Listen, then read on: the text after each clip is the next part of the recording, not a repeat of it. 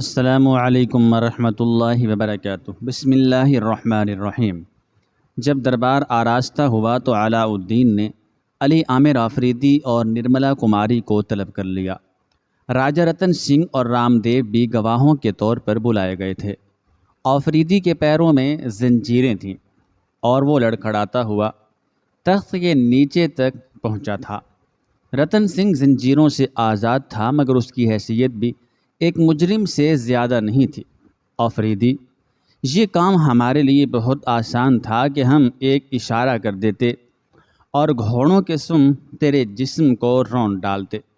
ہمیں اس پر بھی قدرت تھی کہ ہم اپنے ہونٹوں کو جنبش دیتے اور شمشیر فنا تیری شاہ رگ میں اتر جاتی، مگر ہماری غیرت شاہانہ کو یہ گوارا نہیں کہ تجھے صفائی کا ایک اور موقع دیے بغیر موت کی نیند سلا دیا جائے۔ آخر تو ہمارا رازدار رہ چکا ہے۔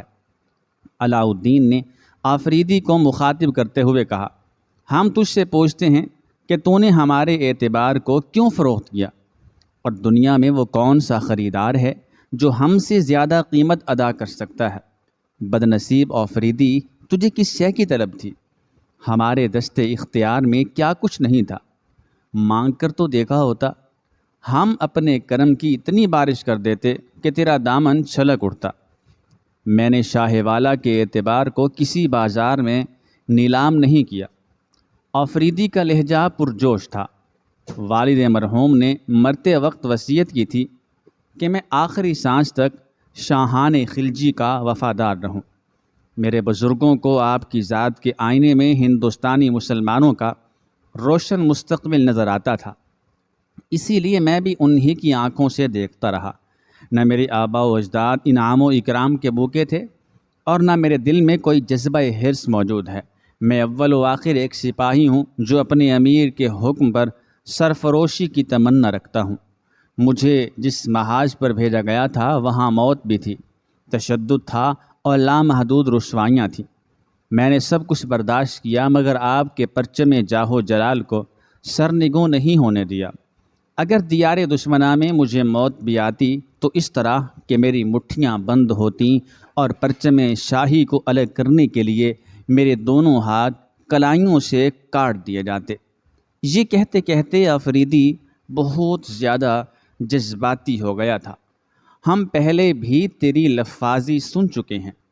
علاء الدین غضبناک نظر آنے لگا۔ کیا تو نہیں جانتا کہ ہم لمبی زبان رکھنے والوں کو برداشت نہیں کرتے؟ علی عامر آفریدی حیرت زدہ رہ گیا۔ عجیب عدالت تھی کہ منصف اس کی کوئی دلیل سننے کے لیے تیار ہی نہیں تھا۔ کیا تو اپنی نام نہاد جاں فروشی کا ذکر کر کے ہماری ذات پر احسان کرنا چاہتا ہے؟ علاء الدین کا لہجہ مزید قہرناک ہو گیا تھا۔ نہیں سلطان عالی مقام، میں تو اس گستاخی کا تصور بھی نہیں کر سکتا۔ چند لمحوں کے لیے آفریدی کی زبان لڑکھڑا سی گئی، مگر وہ فوراً ہی سنبھل گیا۔ مجبوراً میں نے یہ راہ اختیار کی ہے۔ اگر منزل وفا سازشوں کے غبار میں گم نہ ہوتی تو میں گزرے ہوئے زمانے کا حوالہ پیش نہ کرتا۔ کیا تو نے رتن سنگھ کے بھرے دربار میں ہمیں قاتل، جابر، غاصب اور احسان فراموش نہیں کہا؟ علاء الدین کے چہرے سے شدید نفرت و قہر کا اظہار ہو رہا تھا۔ شاہ والا، میں پہلے بھی عرض کر چکا ہوں کہ یہ مجھ پر ایک سنگین تہمت ہے اور میرے خلاف ایک غلیظ سازش۔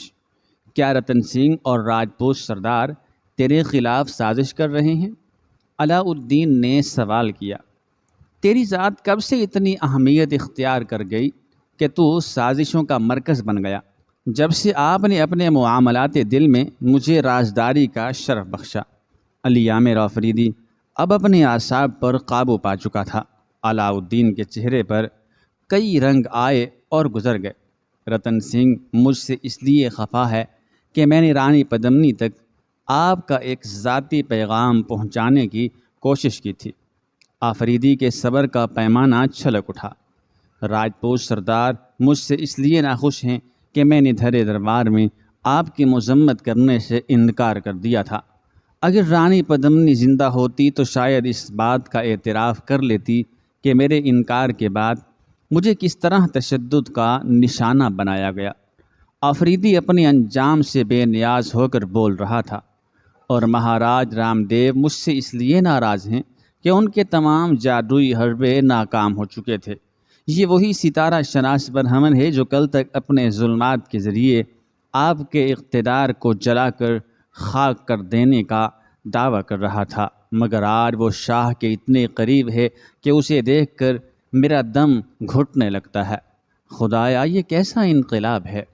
آفریدی نے بڑے مایوسانہ انداز میں آسمان کی طرف دیکھنے کی کوشش کی، لیکن درمیان میں پتھریلی چھت اور شیشے کے فانوس حائل تھے۔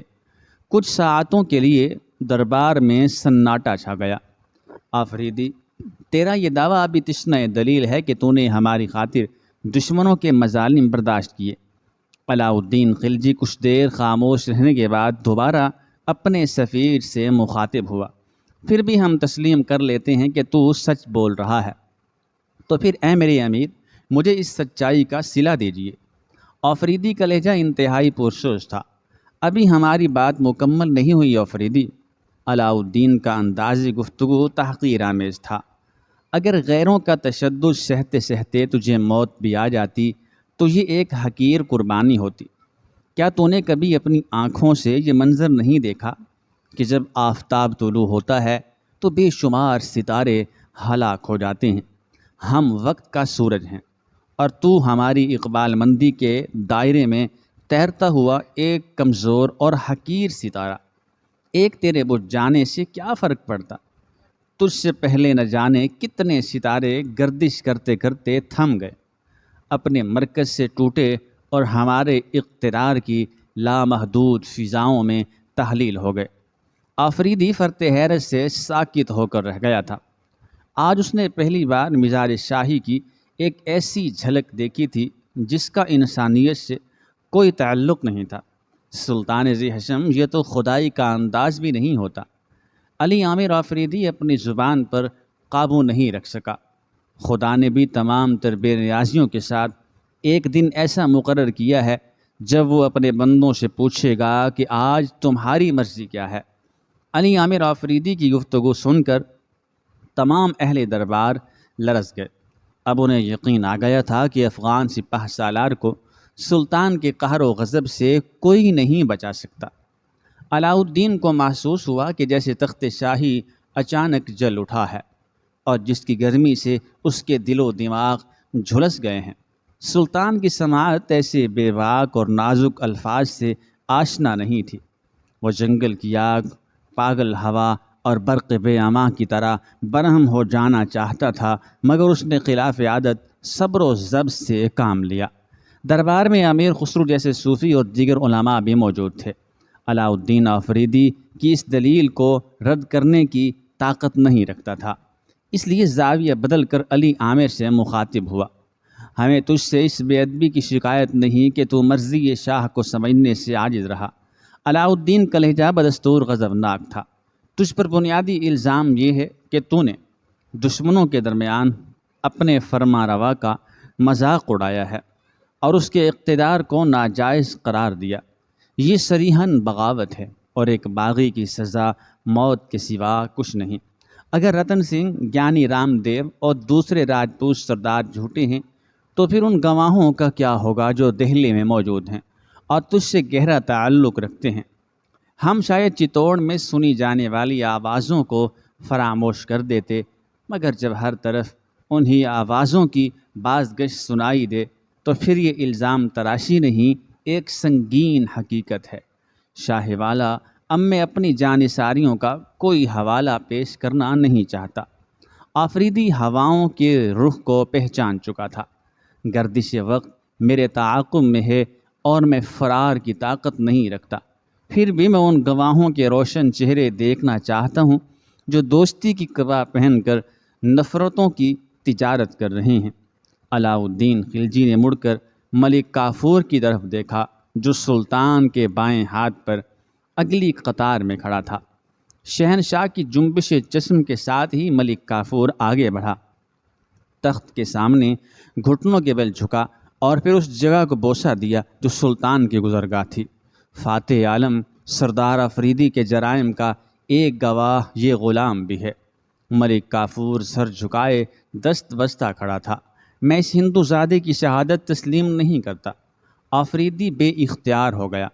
وہ جانتا تھا کہ ملک کافور سلطان کی بارگاہ میں کس قدر قربت رکھتا ہے، مگر آفریدی انصاف سے مایوس ہو چکا تھا، اور یہی شکستگی اسے ایک ایسی منزل کی طرف کھینچے لیے جا رہی تھی جو تباہی اور بربادی کی منزل تھی۔ یہ بزدل خواجہ سرا کسی مرد میدان کے کردار کی کیا گواہی دے گا؟ سلطان ذی وقار، اس سے بہتر ہے کہ کسی ثبوت کے بغیر میرے قتل کا حکم جاری کر دیں۔ میں صبر کر لوں گا کہ ایک سپاہی اپنے شاہ کی بیجا خواہشوں پر قربان ہو گیا۔ آفریدی جذبات کی انتہائی حدوں تک پہنچ گیا تھا اور مسلسل ایسی باتیں کر رہا تھا جو اس کی موت کا سبب بنتی جا رہی تھی۔ سلطان کے چہرے پر دھواں سا پھیل گیا تھا۔ اس نے دوبارہ ملک کافور کی طرف دیکھا۔ میں ذاتی طور پر کتنا ہی پست و ذلیل سہی، مگر فاتح عالم کے کرم کا حوالہ ہوں۔ ملک کافور بے حیائی کے ساتھ جھک گیا۔ اگر سردار آفریدی مجھے بے اعتبار سمجھتے ہیں تو میں ان کے قریبی دوستوں کو بھی شہنشاہ کی عدالت میں پیش کر سکتا ہوں۔ کہاں ہیں وہ گواہ؟ علاء الدین بہت زیادہ مشتعل ہو گیا تھا۔ اگر غلام کو معلوم ہوتا کہ فوری طور پر ان گواہوں کی ضرورت پیش آئے گی تو یہ بندوبست بہت پہلے ہو چکا ہوتا۔ ملک کافور نے انتہائی عاجزی کے ساتھ کہا، سردار آفریدی نے صرف سلطان معظم کی ذات گرامی ہی کو داغدار کرنے کی کوشش نہیں کی ہے، بلکہ اپنے اثر و رسوخ کو استعمال کرتے ہوئے کچھ بے کس اور مجبور لوگوں پر بھی مظالم ڈھائے ہیں۔ اگر شاہ والا اجازت دیں تو ان ستم رسیدہ انسانوں کو بھی عدالت میں پیش کر دیا جائے جو انصاف کے لیے ترس رہے ہیں اور سردار آفریدی کے خوف سے دربار عالیہ تک پہنچنے سے قاصر ہیں۔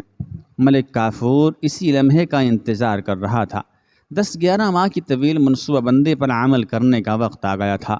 علاء الدین نے سر کی جنبش سے ملک کافور کو اجازت دی اور علی عامر کو مخاطب کرتے ہوئے بولا، احسان فراموش آفریدی، تجھے چتوڑ کی اس بوڑھی جادوگرنی نے ہلاک کر ڈالا۔ سلطان کا اشارہ مائی بھانمتی کی طرف تھا۔ ہم تیری زبان کاٹ کر پھینک سکتے تھے، مگر اہل دنیا کیا کہتے کہ سلطان نے جبر و اختیار سے کام لیا اور ایک مجرم کو صفائی پیش کرنے کی مہلت نہیں دی۔ تیری زندگی کے ڈوبتے ہوئے سفینے کو آج کی رات ہم اور امان دیتے ہیں۔ کل تیرے ساتھ پورا انصاف ہوگا۔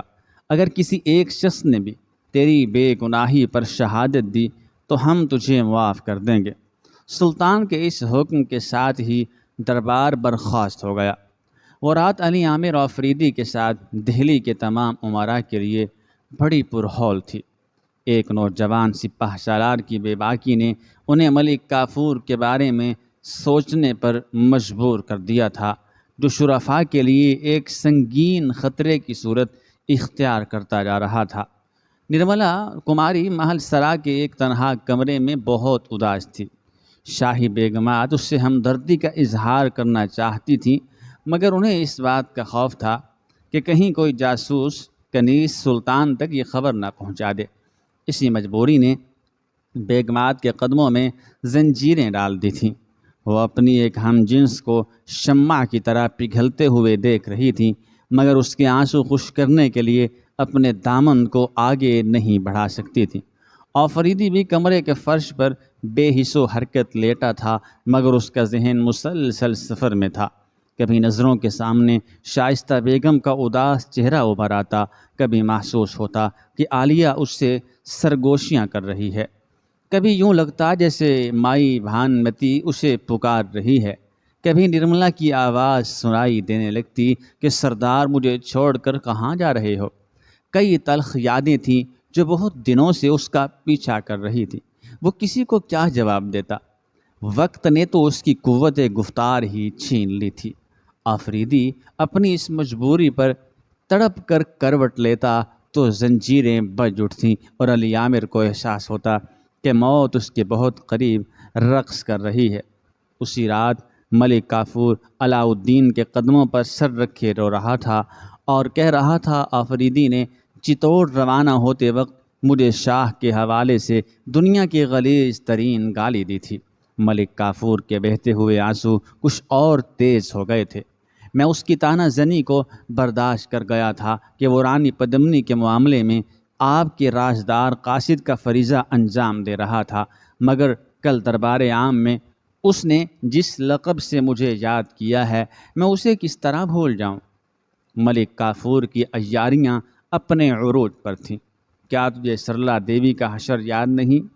علاؤ الدین خلجی یکایک کسی شعلے کی مانند بھڑک اٹھا۔ سرلا دیوی تو آخر ہماری بیوی تھی، مگر تیری خاطر ہم نے اسے بھی معاف نہیں کیا۔ پھر آفریدی سے ہمارا کیا رشتہ ہے؟ ہم اسے کس طرح معاف کریں گے؟ ہرگز نہیں۔ ملک کافور کو اپنے مقصد میں کامیابی حاصل ہو چکی تھی۔ پہلے اس نے ساقی گری کے فرائض انجام دیے اور پھر خود بھی اپنی فتح کے نشے میں لڑکھڑاتا ہوا عشرت کدے سے باہر چلا گیا۔ ملک کافور کے جانے کے بعد علاؤ الدین آفریدی کے بارے میں سوچنے لگا۔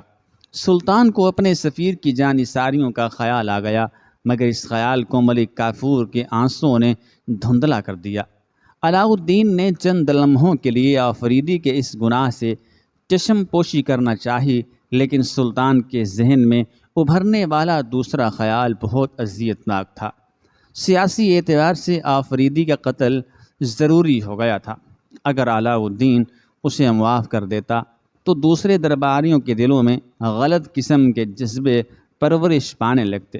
علاؤ الدین نے آفریدی کے قتل کا فیصلہ کر لیا۔ علی عامر کی سزائے موت کے پردے میں وہ اپنے دشمنوں کو خوف زدہ کرنا چاہتا تھا، لیکن اس کے ساتھ ہی علاؤ الدین کی خواہش تھی کہ اس کا دامن آفریدی کے خون سے پاک رہے۔ دوسرا دن آفریدی کے فیصلے کا دن تھا۔ علی عامر اپنے کئی قریبی دوستوں کو دربار میں دیکھ کر حیرت زدہ رہ گیا۔ وہ سب کے سب اس کے خلاف گواہی دینے آئے تھے، اور پھر ایسا ہی ہوا۔ جن پر تکیہ تھا وہی پتے ہوا دینے لگے۔ آفریدی کا ایک دوست سلیم ذیشان، جسے وہ اپنے جسم کا ایک حصہ سمجھتا تھا، بڑے پرجوش لہجے میں بول رہا تھا: سلطان عالی مقام، ہم نے اس کے باغیانہ خیالات کو بدلنے کی بہت کوشش کی، مگر وہ فطرتاً مجرم ہے۔ ہم نے اسے شاہ کے احسانات یاد دلائے، مگر یہ عادتاً خود غرض ہے، اس کا کوئی کردار نہیں۔ یہی وجہ تھی کہ ہم نے اس سے ترک تعلق کر لیا تھا۔ اہل دربار اپنی نشستوں پر ساکت بیٹھے تھے۔ پھر اس سکوت کے قلب میں علاؤ الدین کی پرہیبت آواز نے گہرے شگاف ڈال دیے: کیا یہ تیرے دوست نہیں؟ اس سے پہلے کہ آفریدی کوئی جواب دیتا، سلیم ذیشان بول اٹھا: نہیں شاہ، ہم اس کے دوست نہیں، آپ کے غلام ہیں، ازلی غلام۔ کیا تجھے ابھی کوئی اور گواہی درکار ہے؟ علاؤ الدین خلجی نے غضبناک ہو کر آفریدی سے پوچھا۔ نہیں شاہ والا۔ یکایک آفریدی کی آواز سخت ہو گئی تھی۔ جب میرے اعضاء ہی میرے خلاف گواہی دینے لگے تو پھر اس زمین پر مجھ سے بڑا گنہگار کون ہے؟